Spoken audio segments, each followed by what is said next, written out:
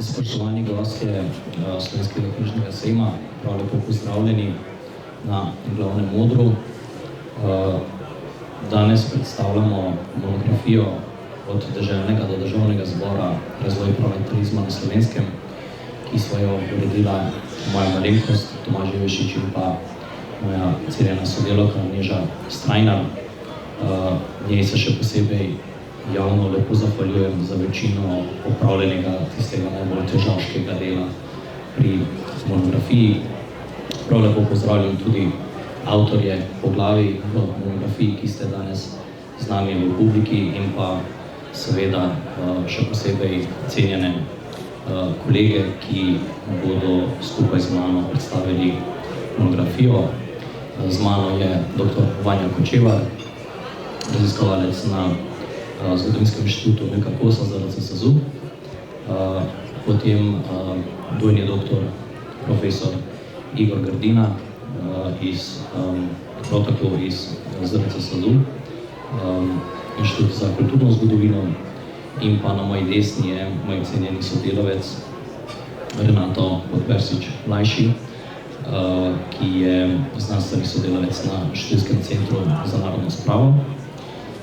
Knjiga je išla pri založbi Družina v sodelovanju z Študijskim centrom za narodno spravo. Monografija je izredno lepo oblikovana in zelo privlačna na pogled, bogata tudi z slikovnim gradivom. Notri se nahaja 15 poglavij, 16 avtorjev in kronološko obsega obdobje od zgodnjega novega veka do osamosvojitve Slovenije oziroma konkretno do preimenovanja skupščine v Državni zbor Republike Slovenije 23. decembra 1992. Se pravi, ideja monografije je bila v dolgem zgodovinskem bloku pokriti razvoj parlamentarizma in bi začel z vami, dr. Kočevar. Se pravi, za zgodnji novi vek bi me zanimalo, ali lahko govorimo o protoparlamentarizmu na Slovenskem za obdobje zgodnjega novega veka. Ja, lepo zdrav sem skupaj še z moje strani. Hvala, rad bi se najprej zahvalil za vabilo k sodelovanju na tej predstavitvi, ki sem se mu zelo rad odzval, tako da hvala lepa. No, zdaj pa kar vprašanju. Seveda, glede na to, da sem se udeležil svojim, kako ne rečem, pripravi te monografije, svojim prispevkom, seveda zagovarjam tezo, da v zgodnjem novem veku lahko govorimo o določenih oblikah protoparlamentarizma. Ne pa v isti sapi povem, da tu vendar obstajajo pomembne razlike med deželnim zborom, ki je zasedal v deželni hiši ljudsko imenovani Lontovž, ki je danes na Novem trgu 3 in gosti Slovensko akademijo znanosti in umetnosti, in pa modernim, sodobnim državnim zborom Republike Slovenije na Trgu Republike. Se pravi, med ustrojem obeh institucij obstajajo pomembne razlike. Če bi začel najprej kar recimo s tem pravnim temeljem, medtem ko recimo današnji parlamenti, tako kot slovenski državni zbori nastali v recimo zahodnem svetu, v glavnem slonijo na ideji, ki je recimo zapisana tudi v 3. členu slovenske ustave, da ima v državi oblast namreč ljudstvo, da je ljudstvo suveren. V predmodernih obdobjih je bila ta stvar precej drugačna. V srednjem veku, kot vemo, je suvereno dejansko plemstvo, pravo, ki plemstvu v odnosu do vladarja zagotavlja določene privilegije, pravice. V zgodnjem novem veku s pojavom razsvetljenega absolutizma suveren nekako postane vladar. V obdobjih, o katerih bosta govorila cenjena kolega, pa suveren tako rekoč postane ljudstvo. No, zaradi tega, ker je v samem pravnem temelju med deželnim zborom na eni in državnim zborom današnjim ta pomembna razlika, lahko povem, da deželni zbor je dejansko utemeljen na davčni prostosti plemstva. Plemstvo je imelo po srednjeveškem družbenem redu 3 redov dolžnost, da deželo brani z orožjem in zato uživalo davčno svobodo.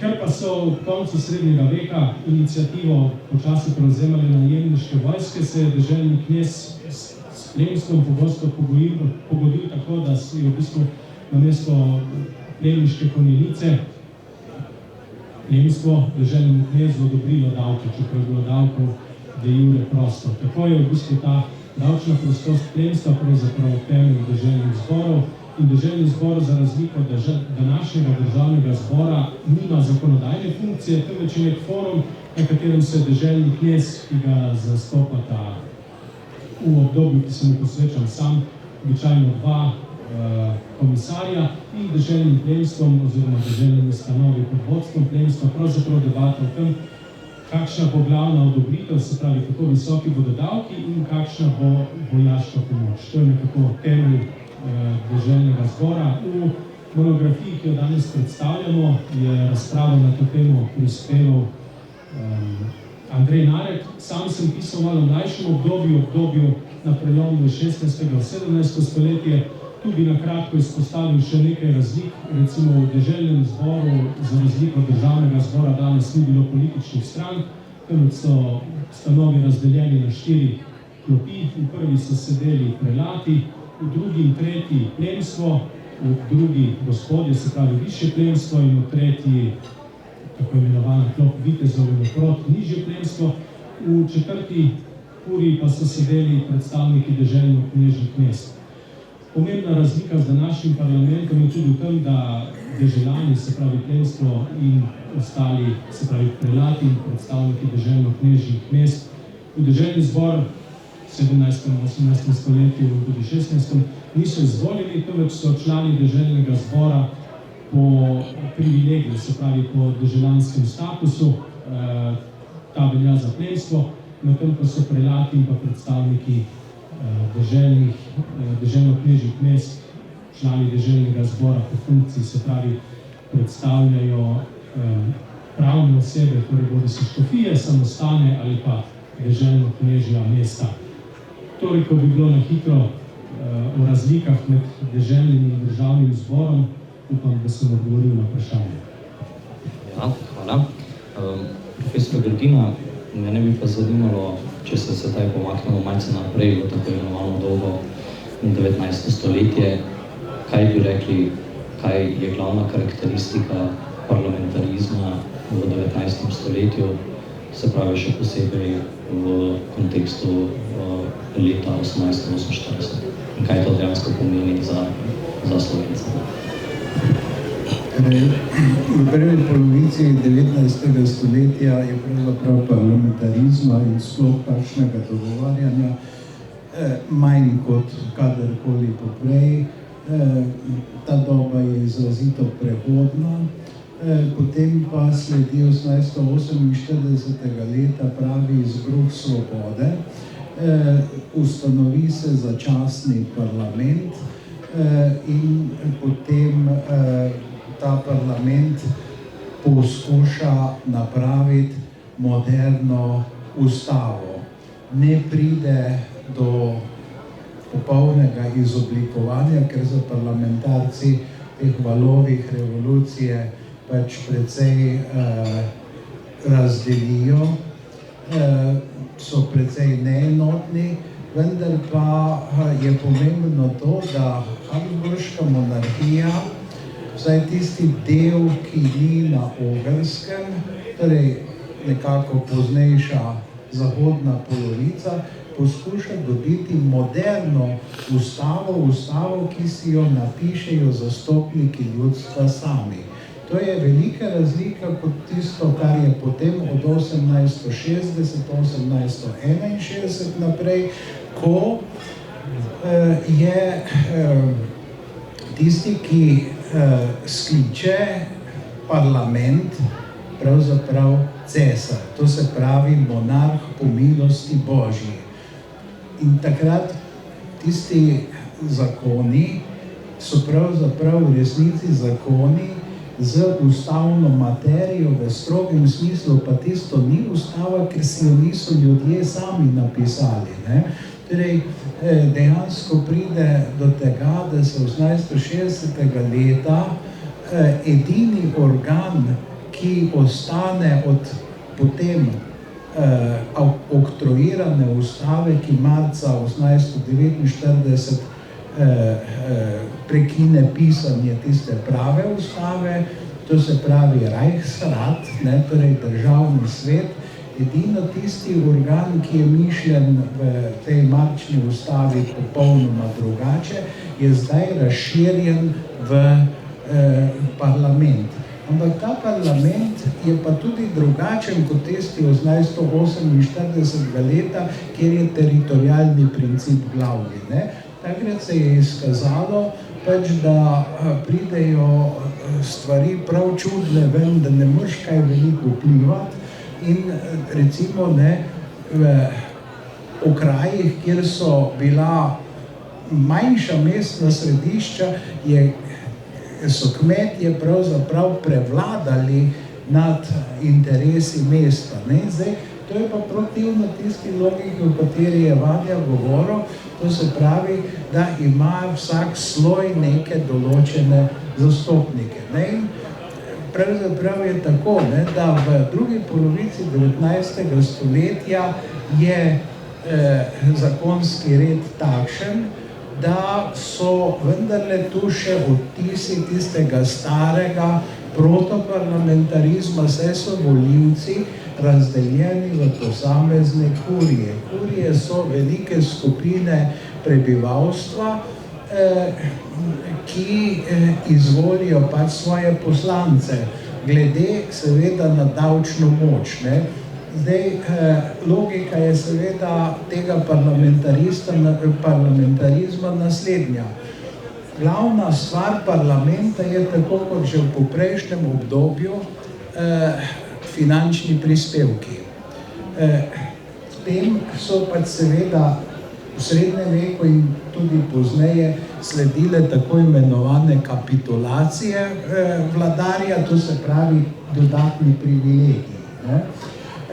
In iz tega sledi, da se takšen organ ukvarja seveda z zakoni in se ukvarja seveda s proračunom. Ne? Proračun sam na sebi, lahko se prepiramo, a je zakon ali ni zakon, ampak torej, to je materija, s katero se ukvarja ljudsko zastopstvo. Ne? Zdaj, da ne bi noben sloj prevladoval, ne more biti tudi volilna pravica enaka. Ker kmetje recimo plačujejo 1/3 davkov, je logika ta, da imajo 1/3 delež pri odločanju o tem, kako se ti davki porabijo. Ker veleposestva plačujejo recimo 1/5 davkov, imajo 1/5 zastopnikov. Ne? To pa pomeni, da recimo tam 10.000 kmetov izvoli enega poslanca, hkrati pa izvoli enega poslanca tudi recimo 50 ali pa celo manj veleposestnikov. Ne? To se pravi, volilna pravica je izrazito neenaka in seveda vsi, ki so pripuščeni k volilnim skrinjicam, je pa seveda še jasno to, da najprej pri kmetih, ki jih je zelo veliko, ti izvolijo volilne može ali elektorje, tako kot še danes v Združenih državah, kjer pač zakonodaje niso spremenili, ti pa potem seveda poslance. Ne? In zdaj, poleg teh so seveda zastopniki mest in zdaj, kar zadeva pa še deželne zbore, so pa tam noter zastopani tudi tako imenovani vilisti, ki so dediči teh klopi, to so pa škofje in rektorji univerz so po položaju. Volilna pravica je pa takšna, da najprej kdor plačuje več kot 5 goldinarjev neposrednega državnega davka. To se pravi brez prometnih davkov, ker to so imenski davki. In potem se to počasi v celem 19. stoletju demokratizira. Ob koncu stoletja je uvedena poleg teh velikih skupin, torej kurij, še splošna kurija in potem na državnem nivoju 1905 do 1907 tudi splošna, enaka in tajna volilna pravica za moške del prebivalstva v zahodni polovici Avstro-Ogrske. V deželnih zborih so pa kurije še vedno, ampak ker je poleg vseh teh starejših kurij v začetku 20. stoletja še tudi potem splošna kurija in ker so tukaj neke demokratizacijske reforme, se slika popolnoma spremeni. In zakaj prevladajo potem ene stranke? Prevladajo tiste stranke, ki se zavedajo, da bo čedalje več ljudi odločalo o kdo bo izvoljen, ne? In ki politizirajo množice, tudi tiste ljudi, ki še nimajo volilne pravice. In to je pri nas pač Katoliška narodna stranka, deloma socialdemokrati, ne, v bolj industrijskih predelih, na Češkem mladočeška liberalna stranka. Vidite, tu v bistvu ni logike v sloju, ampak preprosto v tem, kako odprte glave in kako razumejo politiko, v katero smer bo to seveda šlo. Zdaj se vprašate, zakaj so bili državni in deželni zbori.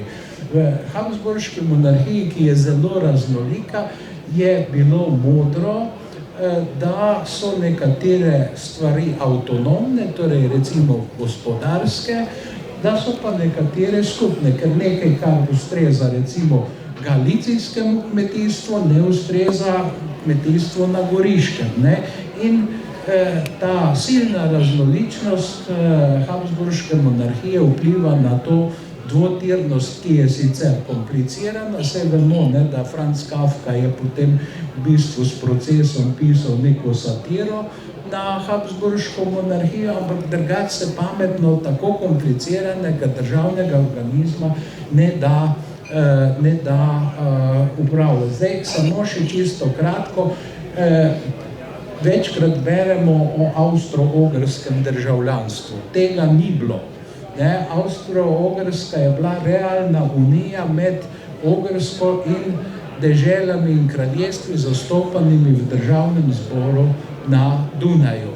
In tudi ni bilo skupnega parlamenta, čeprav velikokrat berete, samo vzhodna in zahodna državna polovica sta imela vsaka svoj parlament, bistveno različen. Na Ogrskem je bil parlament star in je imel pa zelo ozko definirano volilno pravico.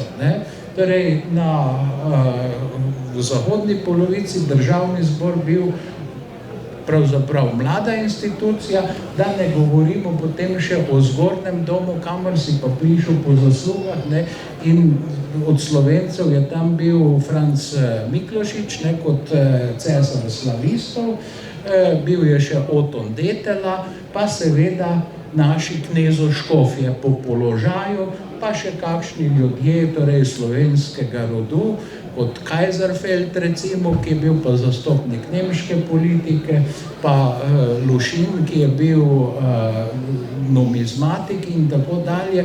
Skratka, to je zelo komplicirana struktura. Kako je pa Avstrija in Ogrska, kako sta se sporazumevali, na vsakih 10 let sta sklepali novo pogodbo, vsako leto so se pa sestajale njune delegacije, in vsaka od dežel je imela svojega, recimo, zastopnika. To je zdaj zelo, zelo na kratko povedano in to je pač tendence.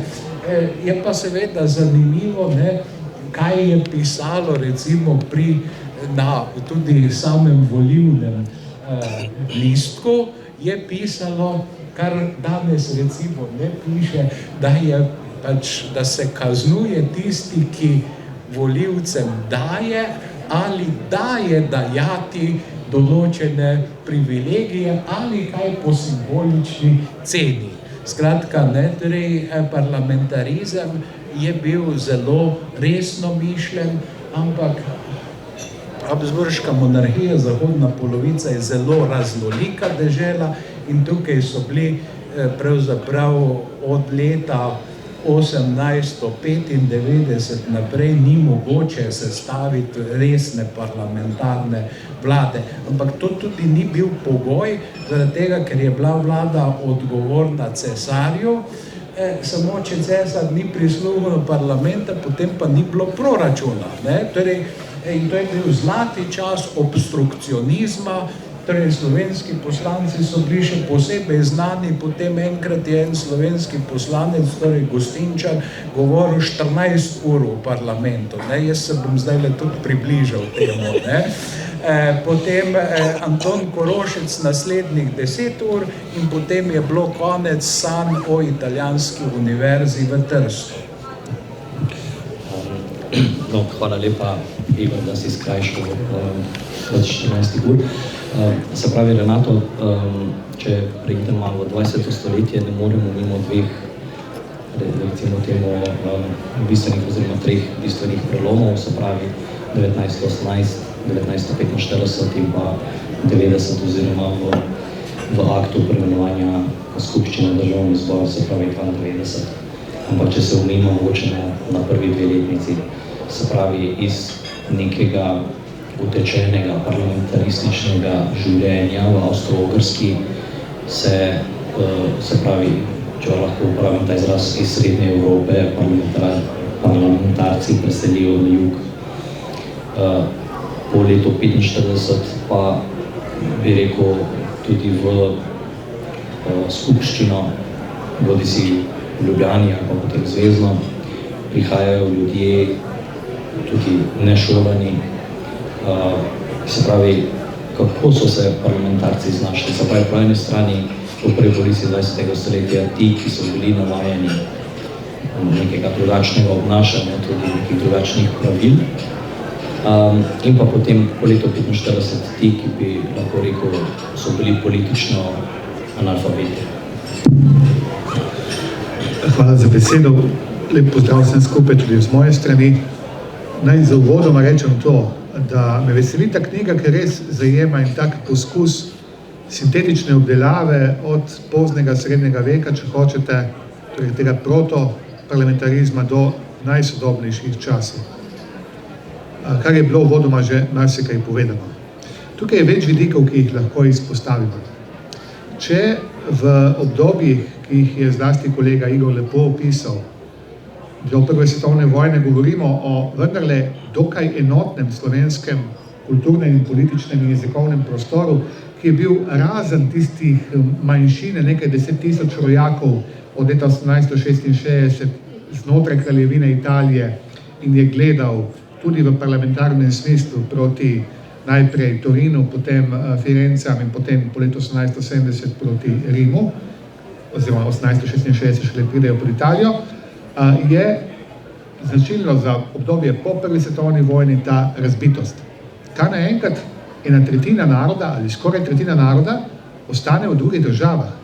Zdaj, mi gledamo, ko obravnavamo tudi vprašanje, gleda v to smer, kako je z narodom, večino naroda, ki je ostal na tedanjem slovenskem ozemlju, zamejen z beograjsko oziroma mariborsko in ljubljansko oblastjo oziroma potem pozneje konc 20. z Dravsko banovino.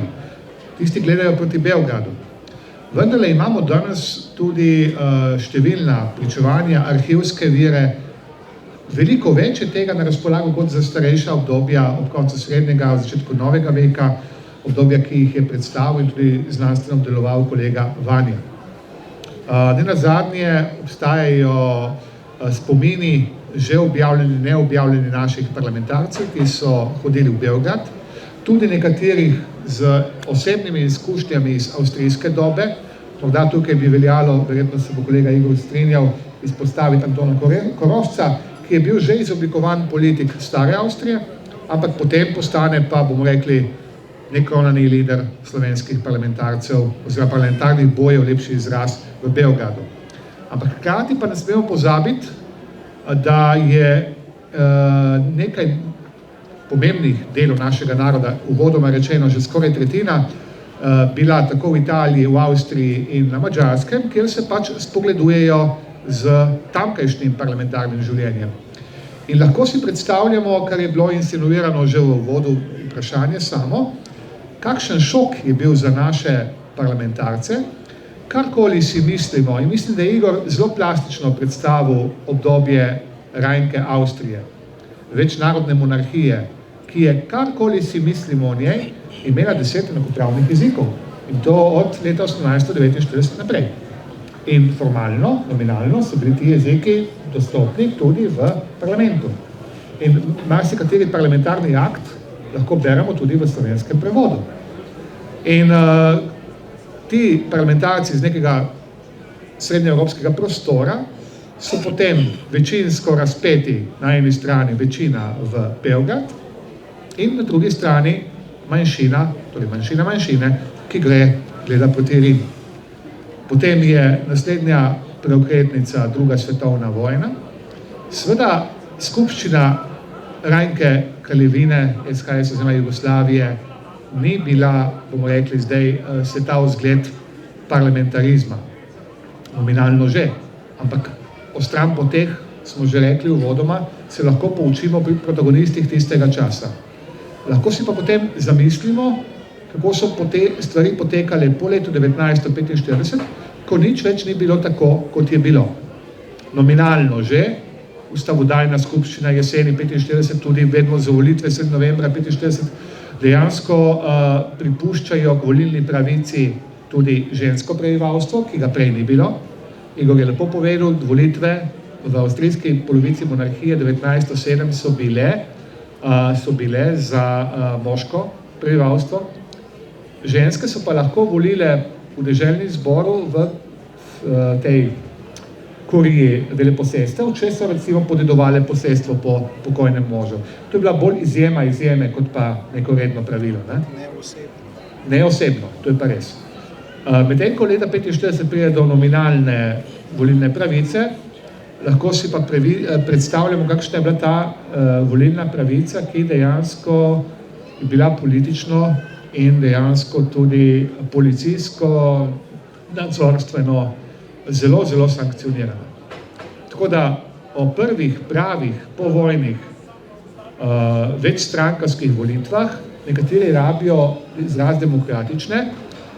Imamo tudi resne študije, recimo pokojnega doktorja Lovra Šturma, ki je bil tudi ustavni pravnik, o tem, koliko te volitve so bile resnice demokratične, kajti na volitve so bili prepuščeni tudi glasovalci za tretji izbor ali izbor združenega dela, ki je bil prisoten v skupščini, ki pa ni izrasel na enaki in splošni volilni pravici in se je pozneje pokazalo v tistem dvoletju 90-92, da je bil dostikrat tudi zaviralec sprejema kakršnekoli zakonodaje, ki je Slovenijo pač demokratizirala in tudi osamosvajala. Hvala lepa. Če se vrnemo nazaj na zgodnji novi vek, se mi zdi, Vanja, da ne moremo mimo protestantizma. Pa me zanima, kako je konfesionalnost vplivala na delovanje državnega zbora. Ja, hvala za to vprašanje. V bistvu gre za temo, ki je ključno zaznamovala na nek način delovanje Kranjskega deželnega zbora v obdobju, ki se mu posveča tale moja razprava. Kot vemo, je pojav protestantizma v Evropi za skoraj poldrugo stoletje, od 16. in potem prejšnje 17. stoletje, zelo zapletel odnose med vladarji, deželnimi knezi in pa raznimi protoparlamentarnimi telesi širom Evrope. Tako tudi pri nas, tako tudi na Kranjskem in drugod v notranjoavstrijskih deželah. Zdaj recimo se bom tu omejil, seveda poznamo slovenske zgodovine, pač deželni zbor, kot sem povedal že uvodoma, sicer ni zakonodajno telo v zgodnjem novem veku, si pa v drugi polovici 16. stoletja s tem instrumentom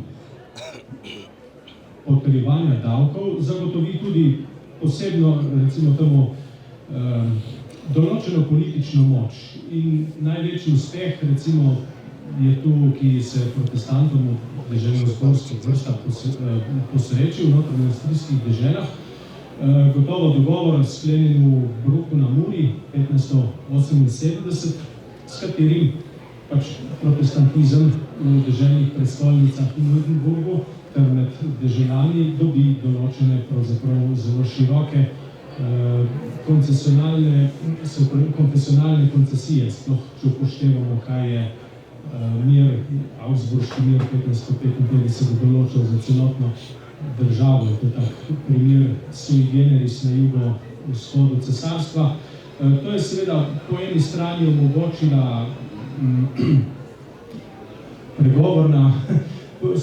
pregovorne težave Habsburžanov z denarjem in pa osmanski pritisk od zunaj, se pravi, v katoliških krogih se tedaj pojavi rečenica, da je Turek sreča protestantov. Zato je recimo protestantizem oziroma smo imeli neko bikonfesionalno situacijo na skrajnem jugovzhodu Svetega rimskega cesarstva precej dlje kot v drugih delih srednjeevropske države.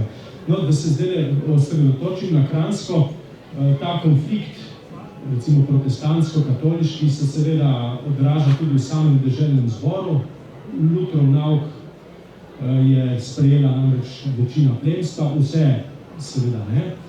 In pač ob koncu poznem 16. stoletju se zato prelati na nek način znajdejo na udaru. Nek plemič iz družine Šajer in je recimo leta 1582 celo očital, češ da ti prelati, vi ste čez noč ste iz kmečkih hlapcev postali prelati in visoki gospodje. No, ta situacija se potem v obdobju do 1640 popolnoma spremenila. Plemstvo je v notranjoavstrijskih deželah izgubilo, protestantsko plemstvo je izgubilo boj z deželnim knezom in moralo naposled priznati primat, poleg tega pa tudi sprejeti njegovo konfesijo. Se pravi, plemstvo je bodisi se spreobrnilo v katoliško veroizpoved, kot je storil recimo ena od glav protestantizma, Dietrich Auersperg, leta 1625. Njegovo spreobrnjenje v katolištvo na to napove val spreobrnitev, ki vrh doseže 1628, ko je za notranje avstrijske dežele objavljen patent o spreobrnjenju ali izselitvi protestantskega plemstva. In 1640, se pravi, se srečamo z eno popolnoma drugačno situacijo, kakršni smo bili priča recimo 1582, ko je nek plemič, bomo rekli, si privoščil prilate s takimi ostrimi besedami. 1640 namreč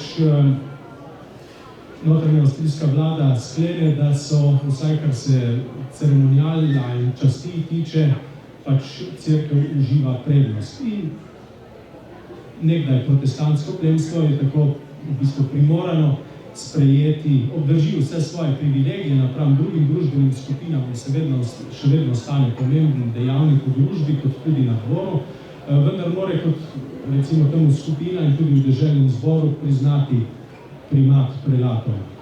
Ta politična zmaga se odraža tudi v notranjih konfliktih, ki se pojavijo znotraj kurije prelatov, pogosto so tako imenovani precedenčni spori za prednost.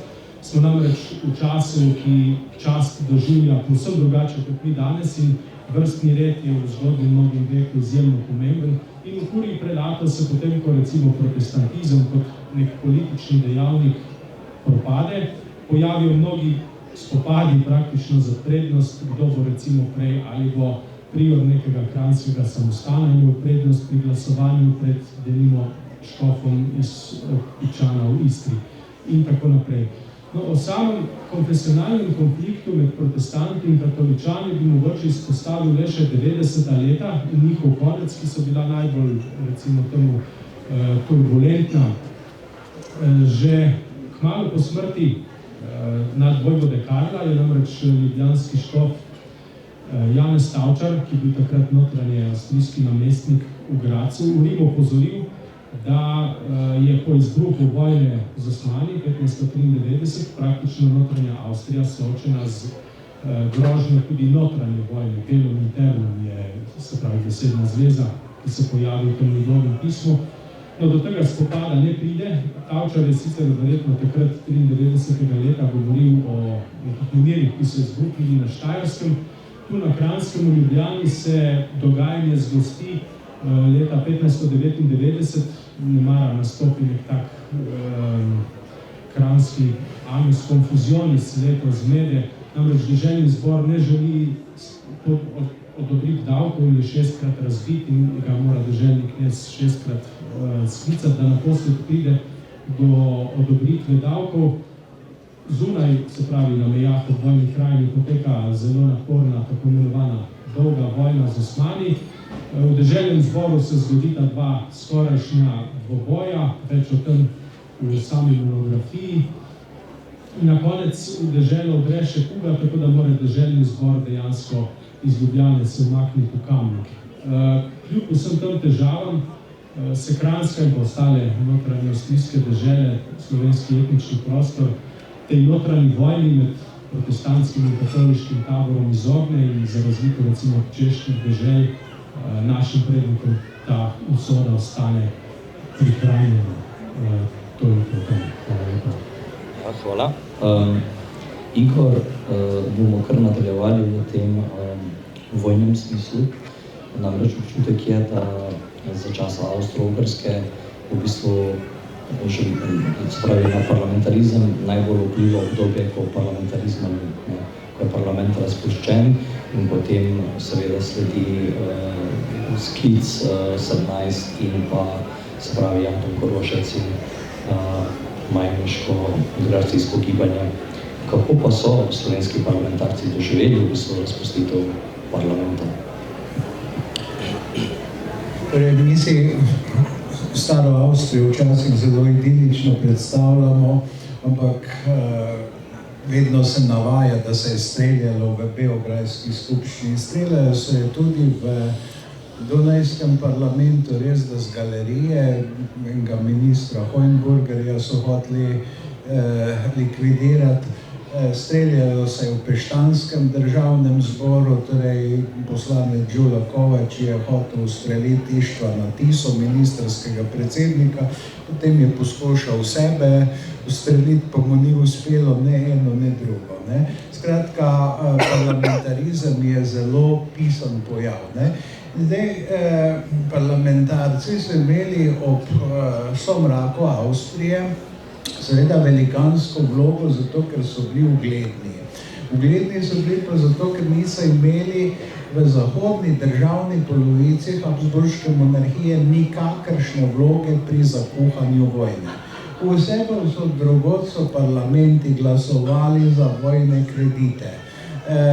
Tako ali drugače so se zlasti socialistične, socialdemokratske stranke ob tem precej razmajale. Torej vprašanje vojnih kreditov. V Habsburški monarhiji so parlament, ni res, da je bil razpuščen, ampak preprosto ga niso več sklicevali od marca meseca 1914. In seveda ti parlamentarci niso imeli torej res nikakršne vloge pri tem, da so svojo državo spravili v nesrečo velike vojne.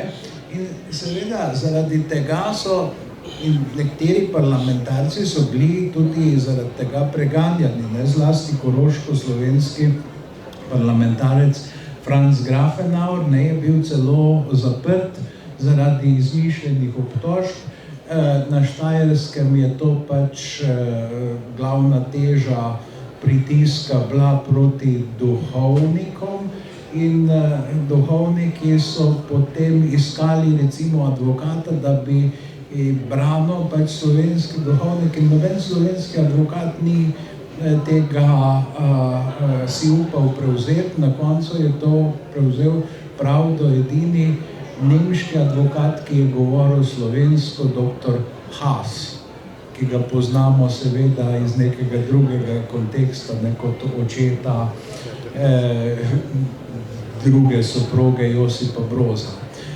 In zdaj njegova akcija je verjetno preprečila kakšne hujše persekucije na Štajerskem, kajti potem, ko pa se začne vojna z Italijo, to se pravi na pomlad 1915, je pa nenadoma v interesu države, da ne pritiska več na prebivalstvo.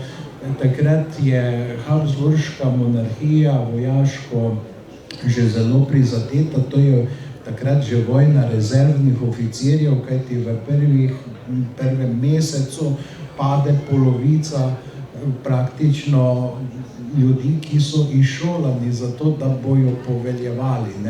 Torej, to pa vam tudi pojasnjuje, zakaj je pozneje, po prvi svetovni vojni, parlamentarizem tako drugačen. V parlamentarne klopi sedejo ljudje, ki imajo izkušnjo reševanja sporov z orožjem. Torej, zakaj je življenje po prvi svetovni vojni veliko bolj nasilno, tudi politično življenje, zakaj se pojavijo razne škvadre v Italiji, zakaj se pojavijo sovjeti, torej faši pa sovjeti so pravzaprav zelo podobne organizacije bivših vojakov, in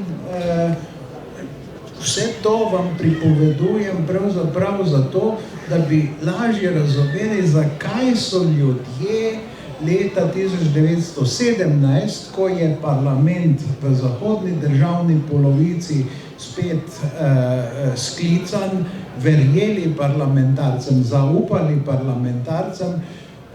Tudi, poglejte, glavni ljudski glas, ki je prihajal do parlamentarcev, je bil ženski. To je deklaracijsko gibanje, in parlamentarci so se pa takrat tudi že spoznali na to, kako se napravi pač nekaj slovesnega, ko je Korošec je svoj govor na obmajniški deklaraciji začel slovensko, potem je prešel na hrvaško in nazadnje v nemščini, da so ga razumeli. Torej, in poslanci češki, slovenski, ukrajinski so vstali, ker je to nekako rojstvo nove države. Mi to hočemo in se sploh ne bomo pogovarjali več o ničemer.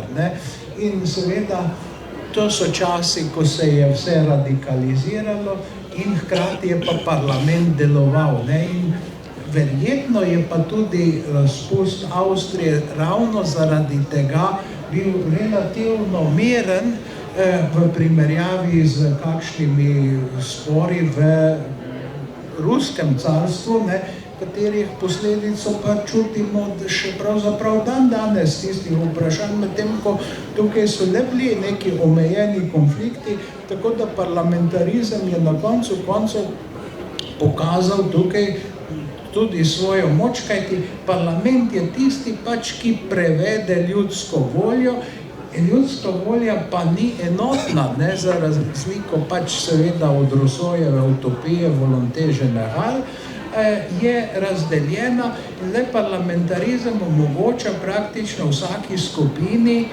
da razvije svoje najboljše moči, da ideje potem tekmujejo. Seveda je to ideal parlamentarizma, seveda je stara Avstrija imela pač tudi en člen v tistem temeljnem zakonu, kako deluje parlament, ki je dovoljeval izredne ukrepe, takšne člene je imela tudi seveda zlasti jugoslovanska oktroirana ustava, ker zadnja leta stare Jugoslavije so pa spet brez zasedanj parlamenta, ob tem, da narodno predstavništvo ni razpuščeno. Skratka,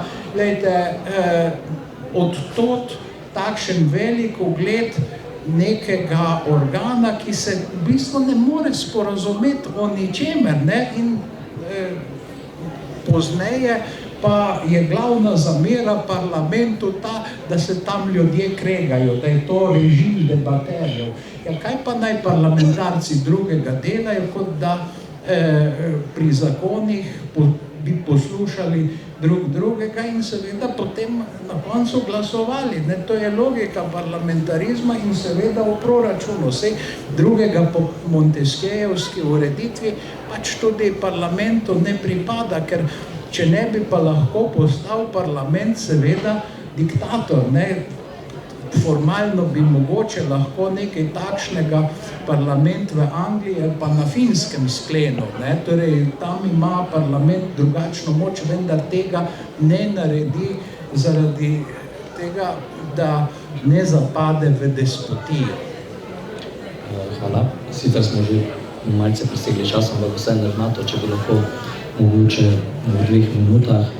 Se pravi, tvoj prispevek v monografiji govori o slovenskih parlamentarcih v Rimu, se pravi po prvi svetovni vojni.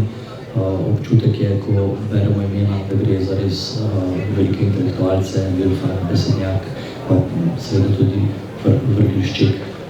Kaj jim je bilo skupno? Bom aktualiziral zadevo. Zdi se, da se raven človekovih pravic, kamor sodi tudi vprašanje narodnih manjšin, danes zelo pogosto zreducira ali aplicira na to, ali imajo te manjšine svoje predstavnike v nacionalnih parlamentih, državnih zborih in tako naprej.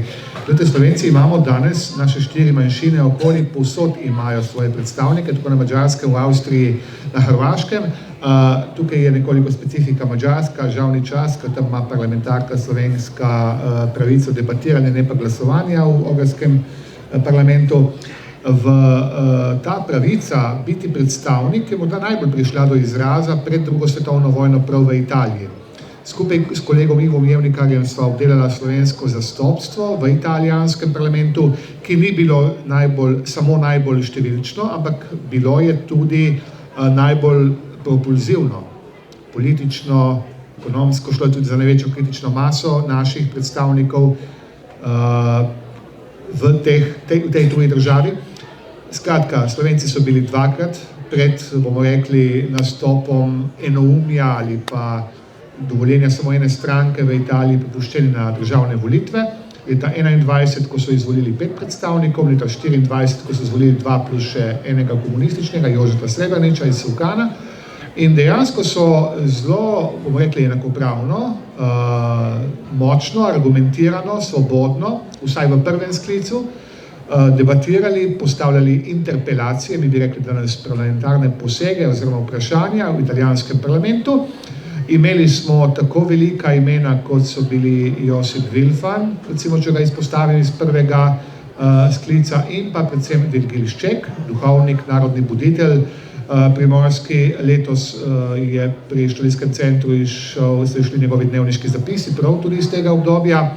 Torej, človek, ki ga je spoštoval celo sam Mussolini, ne bom rekel, da je Mussolini neka referenca, ampak vendarle bil je kolega poslanski in imamo izpričane zapise, spomine ljudi, ki so dejansko povedali, da je Mussolini v poznejših sklicih parlamenta, kajti Šček je bil samo v letih 21-24 tam zastopan, dejansko pogrešal svojega kolega Sceka, kot se je izrazil Mussolini.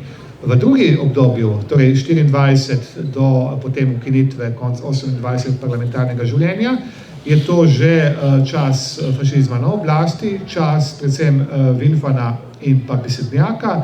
Tudi za to obdobje, kot smo rekla že pri prvem vprašanju, smo lahko hvaležni, ker imamo prvič parlamentarne akte dostopne, deloma tudi že objavljene, drugič imamo spomine protagonistov, spomine sodobnikov, tako da danes zelo enostavno ali bomo rekli poglobljeno lahko analiziramo delovanje naših parlamentarcev tako pred drugo svetovno vojno kot po drugi svetovni vojni v italijanskem parlamentu. Hvala lepa vsem 3 gostom. Na koncu bi se rad zahvalil tudi obema recenzentoma monografije, dr. Borisu Golcu in dr. Stanku Grandi. Hvala vsem gostom, ki so se udeležili današnje predstavitve. Lepo vabljeni k izložbi oziroma stojnici založbe Držina, kjer knjigo lahko kupite po promocijski ceni 36 €. Najlepša hvala.